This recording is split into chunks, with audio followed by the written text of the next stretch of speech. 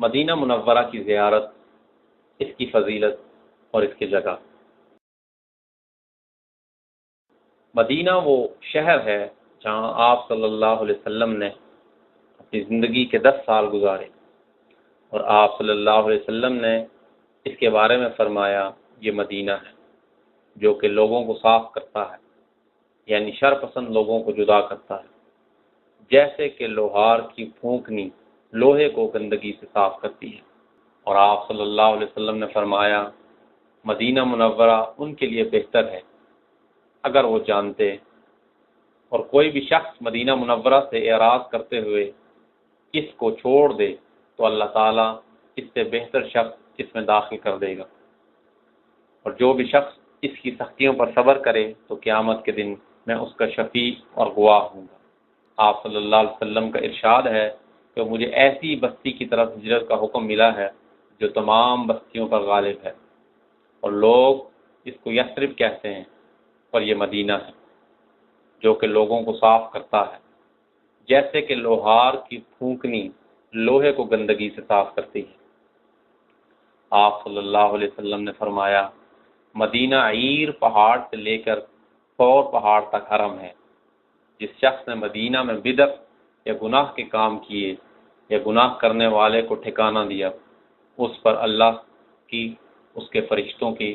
اور تمام انسانوں کی لعنت ہو۔ اللہ تعالیٰ قیامت کے دن اس کے نہ نفلی عمل قبول کریں گے اور نہ ہی فرض عمل۔ اور آپ صلی اللہ علیہ وسلم نے مدینہ کو حرم قرار دیا، جیسے کہ حضرت ابراہیم علیہ السلام نے مکہ کو حرم قرار دیا۔ عبداللہ ابن زید سے روایت ہے کہ آپ صلی اللہ علیہ وسلم نے فرمایا کہ میں مدینہ کو حرم قرار دیتا ہوں، جیسے کہ ابراہیم علیہ السلام نے مکہ کو حرم قرار دیا، اور میں نے اس کے لیے اس کے مد اور سعی میں برکت کی دعا کی ہے، یعنی ہر چیز میں برکت کی دعا کی ہے، جیسے کہ ابراہیم نے مکہ کے لیے دعا کی تھی۔ آپ صلی اللہ علیہ وسلم کا ارشاد ہے کہ میری مسجد یعنی مسجد نبوی میں نماز پڑھنا اور مسجدوں میں نماز پڑھنے سے 1000 گنا افضل ہے سوائے مسجد حرام کے۔ حضرت ابو ہریرہ رضی اللہ عنہ سے روایت ہے کہ آپ صلی اللہ علیہ وسلم نے فرمایا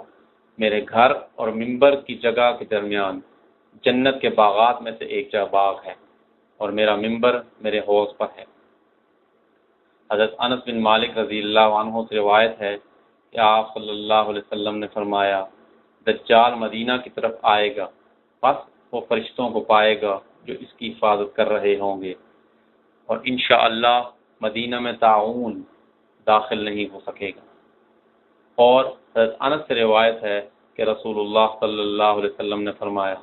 اے اللہ مدینہ میں اس برکت کو 2 گنا کر دیں جو آپ نے مکہ میں نازل فرمائی ہے۔ مسجد نبوی کی زیارت کرنا ارکان حج، شروط حج اور واجبات میں سے نہیں ہے، یہ سنت ہے اور کسی بھی وقت کرنا مشروع ہے۔ زیارت سے مقصود مسجد نبوی میں نماز کی ادائیگی ہونی چاہیے، نہ کہ قبر کی زیارت، کیونکہ ابی ہریرہ رضی اللہ عنہ سے روایت ہے کہ آپ صلی اللہ علیہ وسلم نے فرمایا صرف 3 مسجدوں کی طرف سفر کرو، مسجد حرام، مسجد نبوی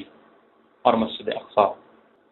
اور نبی اکرم صلی اللہ علیہ وسلم کی قبر کی زیارت کے بارے میں وارد احادیث کے ضعیف ہونے پر سارے محدثین کا اتفاق ہے، بلکہ یہ تمام من گھڑت ہے، ائمہ میں سے کسی نے ان کو دلیل بھی نہیں بنایا۔ جب زیارت کرنے والا شخص مسجد نبوی پہنچے تو اپنا سیدھا پاؤں مسجد میں داخل کرے اور یہ دعا پڑھے اے اللہ میرے لیے اپنی رحمت کے دروازے کھول دے۔ اگر روزہ شریف میں 2 رکعت تحیۃ المسجد پڑھ لے تو زیادہ افضل ہے۔ آپ صلی اللہ علیہ وسلم کی قبر کی اور آپ صلی اللہ علیہ وسلم کے 2 صحابہ حضرت ابوبکر صدیق اور حضرت عمر رضی اللہ عنہما کی قبر کی زیارت کرنے کا مسنون طریقہ یہ ہے۔ آپ صلی اللہ علیہ وسلم کی قبر کی طرف منہ کر کے آہستہ آواز کے ساتھ درود پڑھے۔ مسجد نبوی کی زیارت کرنے والے شخص کے لیے مناسب یہ ہے کہ 5 نمازیں مسجد نبوی میں ادا کرے، زیادہ سے زیادہ ذکر کرے اور دعائیں مانگے، اور نفل نماز خصوصی طور پر روزہ شریف کے اندر ہی ادا کرے، پھر مسجد قباء کی زیارت کرے اور نماز ادا کرے۔ اگر زیارت ہفتے کے دن کرے تو افضل ہے، کیونکہ حضرت ابن عمر نے فرمایا کہ آپ صلی اللہ علیہ وسلم مسجد قباء کبھی سوار ہو کر آتے تو کبھی پیدل چل کر، اور 2 رکعت نماز ادا کرتے، اور بعض جگہ روایت ہے کہ ہر ہفتے کے دن آتے۔ جنت البقیع اور شہداء کی قبروں کی زیارت کرنا سنت ہے، خاص طور پر حضرت حمزہ رضی اللہ عنہ کی قبر کی زیارت کرنا، کیونکہ آپ صلی اللہ علیہ وسلم نے ان قبروں کی زیارت کی اور ان کے لیے دعا بھی فرمائی، اور زیارت کرتے ہوئے یہ کلمات آپ صلی اللہ علیہ وسلم کہتے تھے کہ سلامتی ہو تم پر اے قبر والو، اور مومنوں اور مسلمانوں، اگر اللہ نے چاہا تو ہم بھی آپ سے ملیں گے۔